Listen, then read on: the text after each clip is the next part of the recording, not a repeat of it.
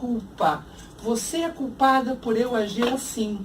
Gente, como é que isso cresce na consciência da criatura? Entender que mágica é essa, que milagre é essa.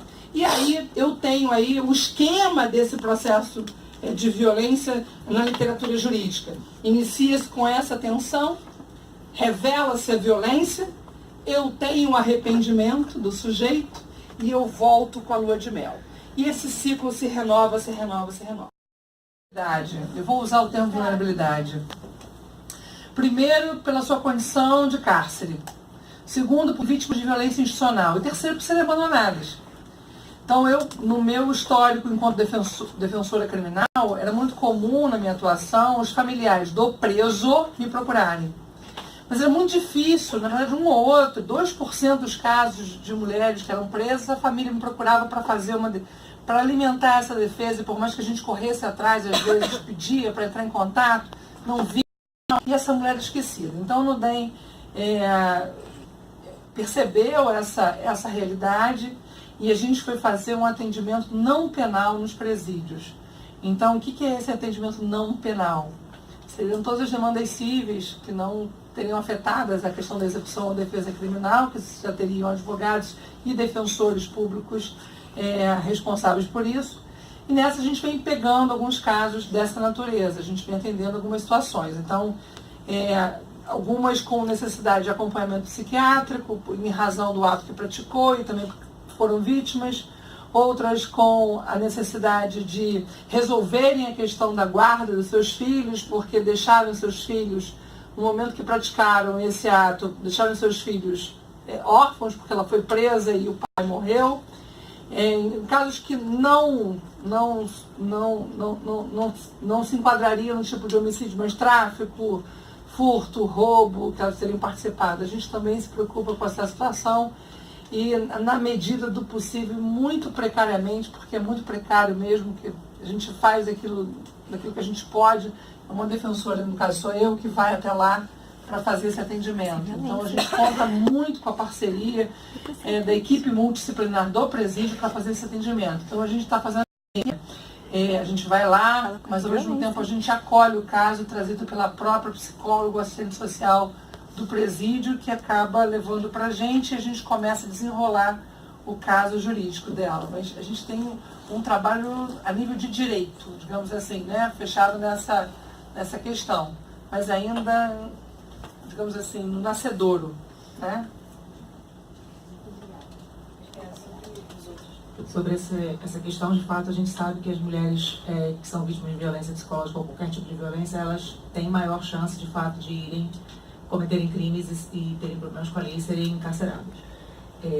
Até um amigo meu que é psiquiatra forense do sistema penitenciário do Rio de Janeiro, ele afirma isso, de fato acontece. De certa forma, essas mulheres, elas internalizam essa violência e agem com violência em outros aspectos. A gente falou sobre isso na hora de que todas as relações interpessoais delas estão atrapalhadas. Esses são os casos extremos, né? Que a gente não vê. Porque vocês estavam falando isso, assim, essas mulheres, elas ficam tão acuadas, né? Eu vou contar rapidamente uma paciente. Na verdade, ela não era paciente, o paciente era um homem, era um idoso com uma investigação de quadro renal, provavelmente um quadro de Alzheimer.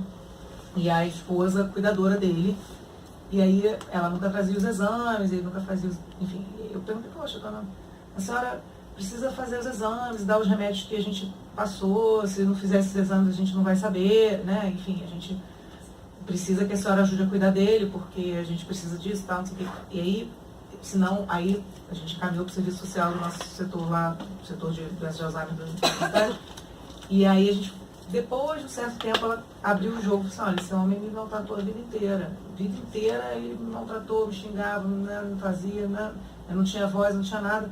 Hoje em dia eu não consigo cuidar dele, não tem menor.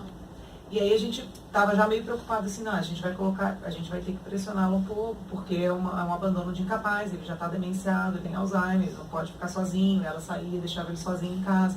Eram condutas, a gente chama isso de duplo vínculo, né? Ela é cuidadora, mas ela não consegue cuidar. E isso é se a gente for pensar pelo lado dele, bom, ele é idoso, ele é incapaz, ele está sofrendo uma negligência, né, por parte da responsável legal, que é a esposa, ela é a responsável legal. Mas, e ela, né? A gente não sabia, a gente veio a saber depois que ela veio falar, isso não me tratou mal, não tem como você cuidar. Não tem pra mim que eu vou ter que cuidar dele, dar remédio e fazer os exames. Então, eu acho que fica presente em todos os níveis de violência, acho que a matam e que se envolvem em violências, vamos dizer assim, presas, né, são crimes, mas também nesse outro tipo de violência que é involuntária às vezes, né, uma coisa meio...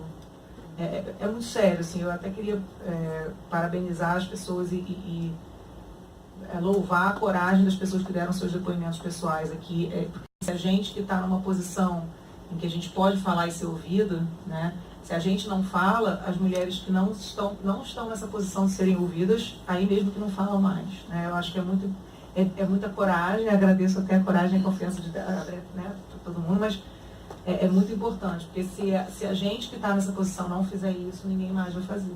Né? Eu acho que é seríssimo isso. Isso faz parte da prevenção no sistema de saúde, a gente pensa prevenção primária, que seria não acontecer essa violência, educação, informação, melhorar os níveis socioculturais, econômicos e educacionais dessas pessoas todas. A prevenção secundária, uma vez acontece, o que a gente vai fazer para essa mulher sair dessa situação ou não ser exposta novamente ou não desenvolver um transtorno psiquiátrico